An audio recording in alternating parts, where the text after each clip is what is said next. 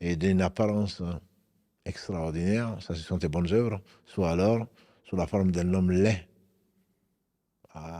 avec une apparence exécrable, qui te tiendra compagnie jusqu'au jour où Allah va te ressusciter comme il ressuscitera toutes choses. Le dhikr donc, c'est le rappel d'Allah, et Allah subhanahu wa ta'ala a voulu mettre le dhikr au centre de la vie, du cœur des gens, bien sûr, qui se rappellent souvent Allah et qu'il a aimé. Et c'est la sagesse pour laquelle Allah subhanahu wa ta'ala a instauré un certain nombre de choses dans la prière.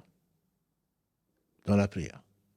La prière, en fait, c'est la plus complète, entre guillemets. Nous avons eu l'occasion de parler dans cette série de vivification du cœur. Nous avons eu l'occasion de parler, donc, de le meilleur des dhikr, c'est le Coran.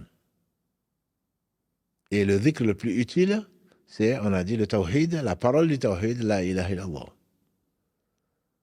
Et donc ce monde est maudit ce qu'il contient, dit Abu Huraira, qui rapporte du prophète sallam dans ce qui a été consigné par l'imam al-Tirmidhi dans son Sunan. Ala dunya mal'unatun mal'unun ma fiha illa dhikra Allahi wa ma wala wa aliman wa muta'alliman. Ce monde n'est-il pas maudit? Certainement. Maudit ce qu'il contient, sauf le rappel d'Allah et ce qui peut lui être assimilé.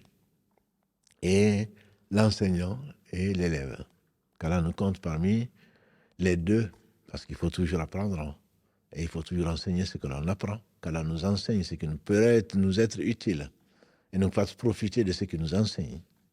Donc dans cette série donc, qui dure maintenant, on est dans le 10e épisode, qui dure maintenant donc depuis 2 mois et demi, j'espère que notre occupation a été jalonnée du rappel d'Allah subhanahu wa ta'ala.